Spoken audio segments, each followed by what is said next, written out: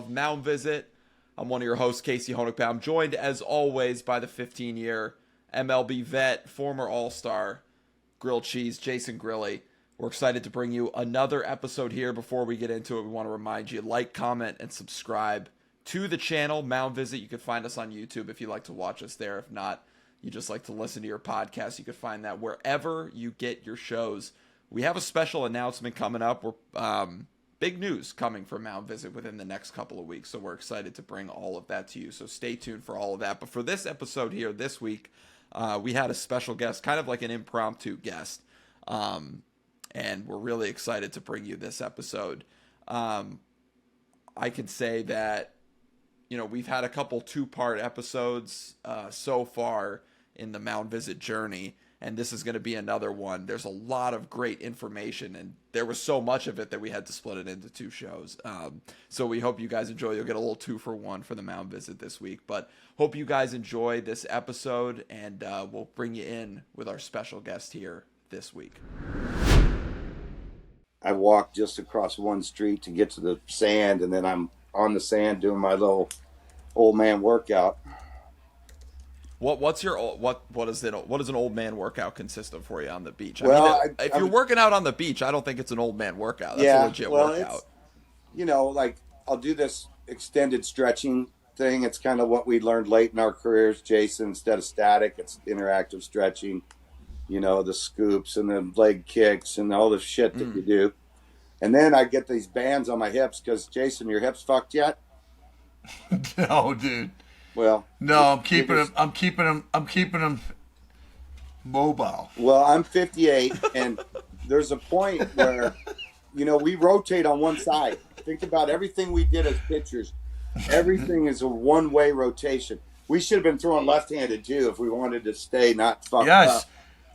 And Yu Darvish, dude, I used to watch, and I'm like, why is Yu Darvish able to throw 88 from the left too? He did that. Yeah, symmetry is beautiful. Symmetry is a beautiful thing, right? We didn't have it in as pitchers, and I learned a lot of the science about that too late. It's like, what the fuck? Why didn't I do this when I was pitching? We ran foul poles, we did pickups, we did sprints, and we shagged, and we threw our pens, and we played long toss, did some lunges and some fucking sit-ups. That was the whole program. Hey, I would have had two Tommy Johns. And it was even a snafu to do any kind of weight training when I was playing in the 80s for pitchers. And I learned that was stupid. Well, speaking of what, people, our listeners, welcome to Mound Visit. If people have been tuning in, we have just went right into it, and people go, this is the beauty of our show. It's just, if you walked right in, you eavesdropped in on some dude, you have no idea who he is, who is a friend of mine, Tad Powers. Podcaster. He has a podcast called The Sandlot. Played some Australian baseball, mate, right? Yeah, spent 14 years over there playing winter ball and, you know, grinded my way through the minors and then scouted internationally. And I've done a lot of different shit in the game that makes me pretty diverse. And, you know, we've run into each other because while you were a big leaguer, I was at the tail end of I was at the beginning of getting into media, which is something that a lot of players have to do. We got to transition into something. And, of course, we coach, but then there's always scrutiny. I call it camp scrutiny. Anytime you run a camp, you're going to get scrutinized, right, Jason? Yeah. You're finding it out that even being who you are, that you don't know as much as that high school coach. No. I've surrendered, and people, if they want to ask me for some wisdom, I'm happy to share my opinion of things, and if they want it, great. Pass the baton, ready? Wait. Pass the baton. Yeah, I'm an observer of the game now, Jason, and I just happened to go to a minor league game the other night, and some of the things I saw I was just blown away by. Like the fact that nobody can throw BP on either staff, so we're going to put a pitching machine out there, one of those nice packet packs that I had in my indoor facility, which was great. But not before a damn game when a kid's trying to lock in and barrel up some balls. 40 feet doing 90 miles an hour. It was nuts. I find that nuts that back in the a couple, not, I mean, I guess not that long ago, they had, right, pitchers were the ones who threw the batting practice. I always find that crazy to think about, that they had guys on staff. I just watched a movie recently, it took place in the late 80s. It was a college baseball team, and that was the same thing. Like, all the guys, like the whole pitching staff was throwing BP, and the guys were getting into an argument because one of the guys was like, "Slow it down, it's batting practice."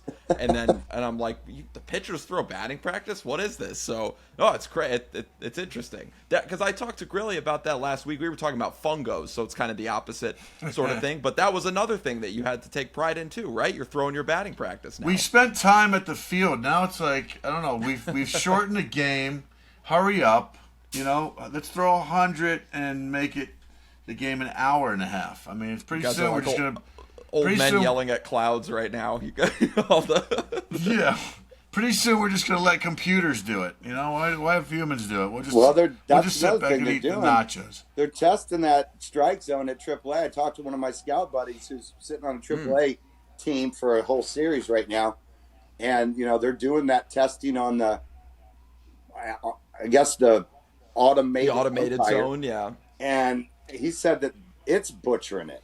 Like, it is missing calls, which you would not expect the technology to do, but apparently it is missing calls. If you saw, I've just had the ACC game on here with Chase Burns throwing. If you saw one of the strikeouts he got against UNC right now, the coach for UNC was going bananas, dude, because the break ball wasn't even anywhere near the zone. So the guy's baffled back there. I think a little nervous to call balls and strikes for Chase Burns, who's I don't know if you could see his 100-mile-an-hour. No, it's fastball. He's even laughing. He's laughing. He's laughing at the whole thing, like they can't touch me and whatever.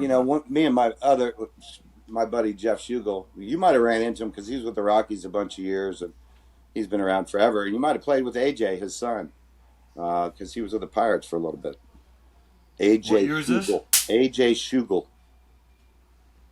Anyway, Shugel's still scouting. He's like 40 years into this deal. And they even take ground balls off a machine now. And his take is that they're hiring guys that are great with analytics, but they don't have the physical ability to throw BP or hit solid fungos, so they bring these machines out here to do the work of what used to be real baseball men. But that's that's part of the reaction is off the bat. You got to get that that sound and the reaction. I don't know. Listen, I borrowed it. We borrowed it at a time that was different, and we just have to just adapt and sit back and watch the show, man. Right? Well, it was the same for over 100 years, and in the last 20, they've toyed with it and made all these changes, and it's hurt me. I'd be curious. Who do you credit that to, though? Tad. Who do you credit that to? Real quick, Grill, because this is something that I think is interesting, because we talked about this we had Cameron Maben on the show last week. I love him. And he said a very similar thing where, because we were talking about how in the last, over the last decade, baseball seemed to, it seemed to become this that we talk about all the time. Those three true outcomes: the walks, the strikeouts, the home runs, and analytics were very baked into all of that. But it seems like, and I would love to hear your opinion, Tad. At least from my perspective as a fan on the outside looking in, it sort of seems like there is somewhat of a conscious effort amongst the majority of teams in Major League Baseball to get more athletic and bring some of that athleticism and excitement, the stolen base, the hit and run, things like that, bunt even.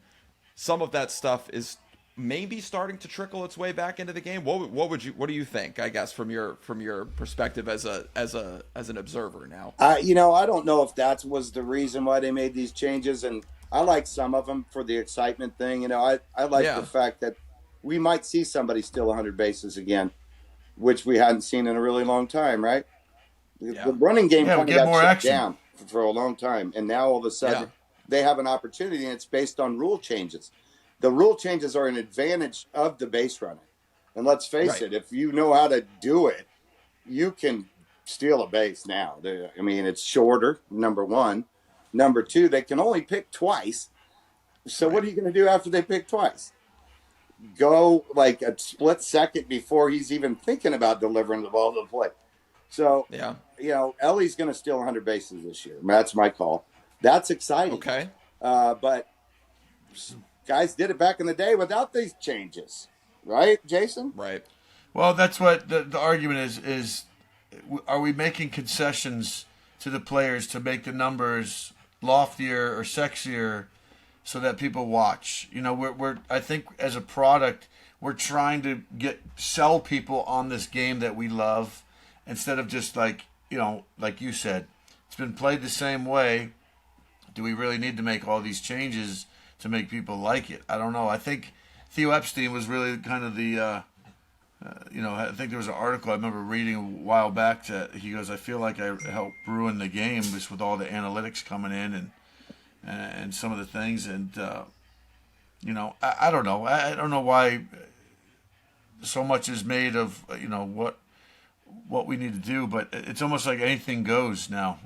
We got the Savannah Bananas even, to throw in there, right?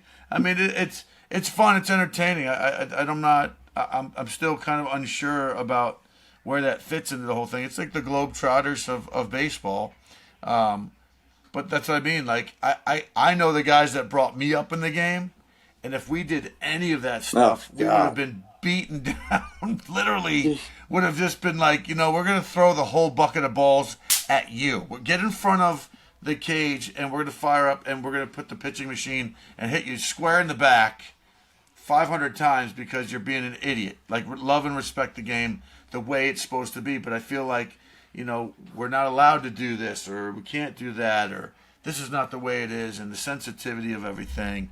Well, they softened it, Jason. Let's face it. That was a game for hard men back in the day. There was hard men that played the game. And they didn't wear helmets even. You were allowed to play it hard, and you were meant to. And if you didn't, you probably weren't on the field, right? Yep. Let's just face it. Cleats up, no helmets, no arm gear, no batting gloves. And pitchers were going to throw at you. Right? Yeah. You were going to have to play you were going to get basketball. knocked down. That was the way the game was played. Like, Bob Gibson was going to come up and in. Nolan Ryan was going to come up and in. And that gave them some advantages that these guys today are scared to do, right? Yeah. Well, they'll throw you out. They'll throw you out. They'll throw you out. Major League Baseball has to protect their assets because now these are real assets. They're $500 million assets. So they have to protect them. But, man, it's made the game soft. How much of that, though, is also, because Nolan Ryan, I think, is an interesting point to bring up, especially, too, because people talk about his, being an enforcer on the mound and everything like that. And I agree. You don't really see that today. But how much of that is because guys don't really, because there is such an emphasis on velocity, guys don't have control of things like that. Like, pitching up and in, even just pitching inside in general, was for so long an art. And now it's just, it's not that way anymore. And I think, like, could part of that be just solely because you got to protect the player's safety, because not only, do these guys throw harder than on average than they ever have before, but they, a lot of them, they can't control it as precisely as they used to be able to.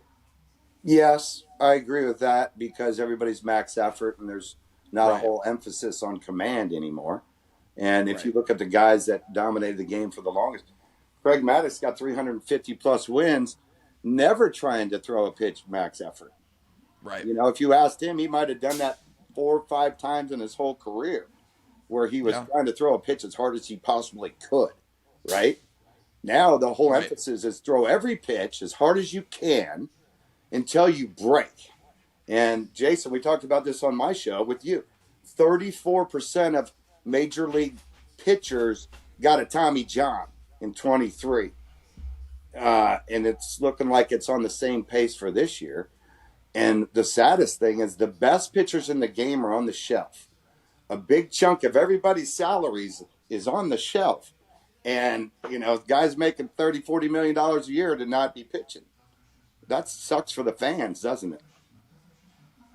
Yeah, absolutely. I think that's a great. I wonder how many internal point. talks. I wonder how many organizations really are taking heed to this, because are they rip and replace? It's rip and replace. Yeah. Well, we want him. We're going to sign him to a 5-year deal. If we get 2 to 3 years out of him, we're still good. That's what we're again conceding to. There is so much money in the game. I can't say that I'm not happy about that. I'm glad. I'm always for the players getting what they deserve. They are the product. If you are going to rip your arm off, you are going to get hit in the head. You're going to have a concussion. You're subject to all that adversity, post-career stuff. I don't blame the player for getting as much as he wanted. And anybody who has a problem with that, I think if they put themselves in that position, they'd be doing and looking at the same thing. So, never crapping on the player that way. But I think just what's the fix? I don't know, because there are some things like devices that we've had. Joe Beimel, who came back, had a comeback, throwing hard, teaching kids how to throw hard, but he's also teaching people how to, train to have good arm care, to be sure that they can handle it too. I don't know if there is good arm care for max effort every pitch. I don't know if any physical being is able to handle max effort for every pitch. They might be able to for a couple of years, but at some point it's breaking to the point where they got to go get the Tommy John and maybe a shoulder. Yeah. And, it's an unnatural motion, though. Throwing a baseball is a very unnatural motion. Underhand, bowling, softball players, that's the way the arm is built to move. The joints are built to move. It's not built to throw a baseball 100 miles an hour. The joints, that's why they're snapping.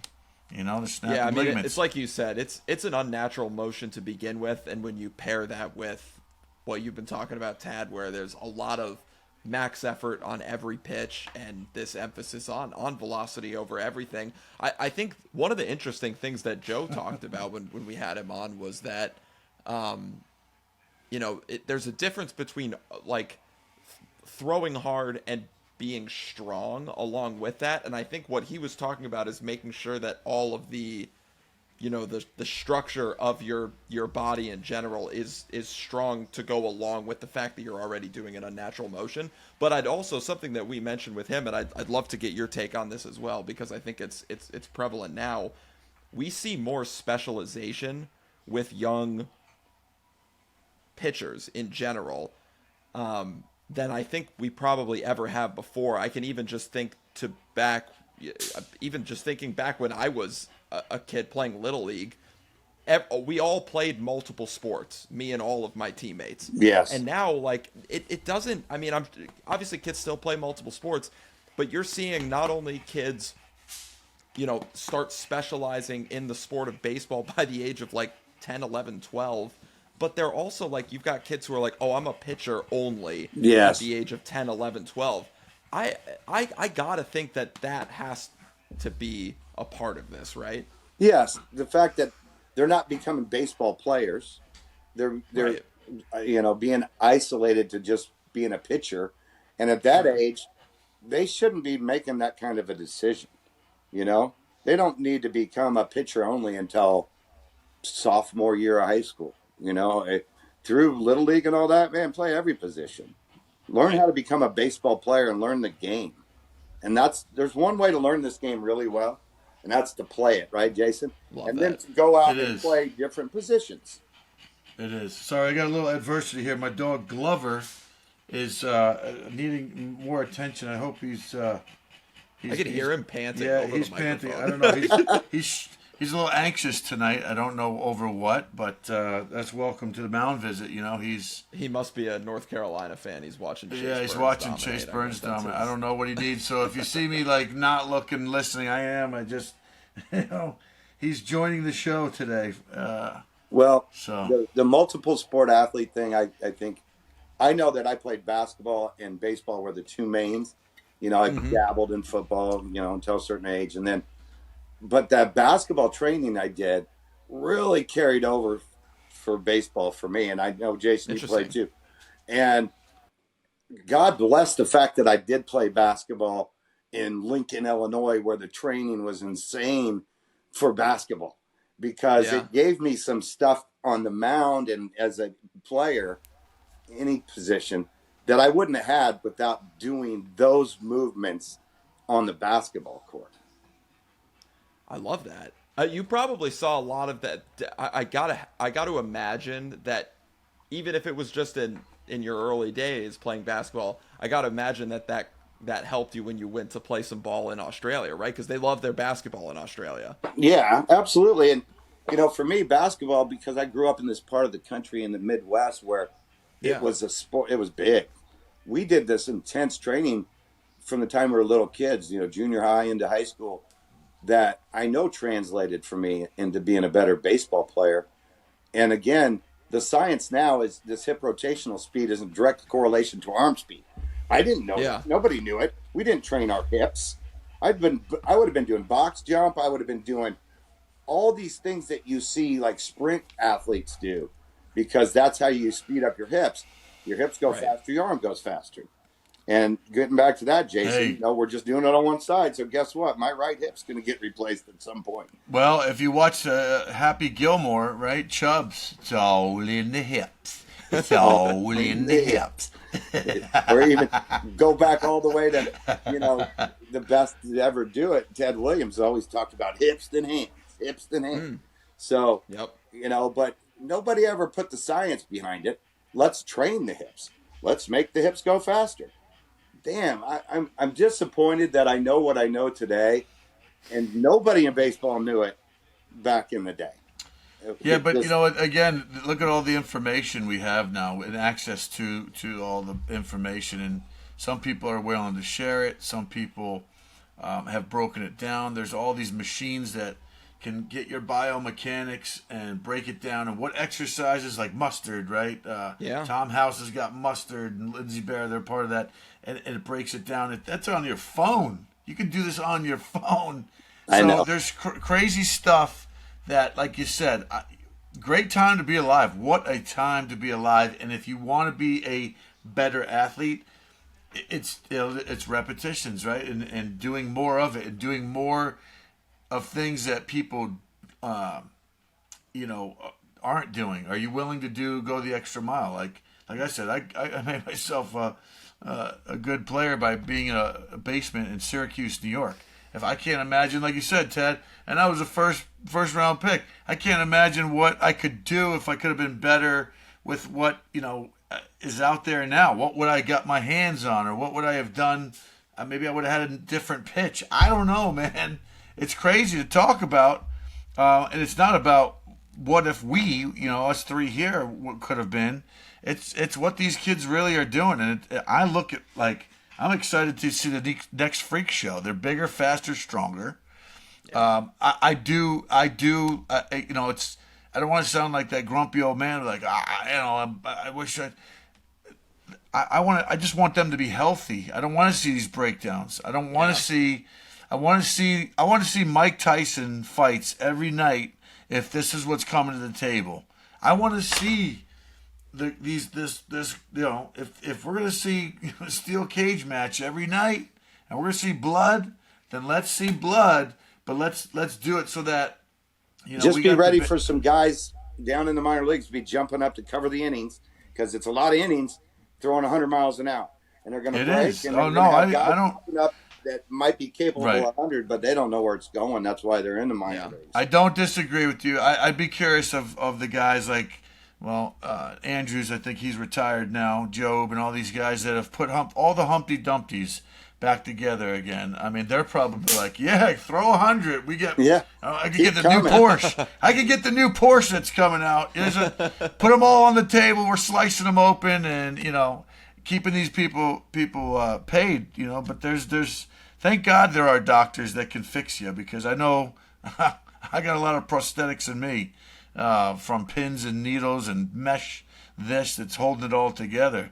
but it allows you to elongate your career.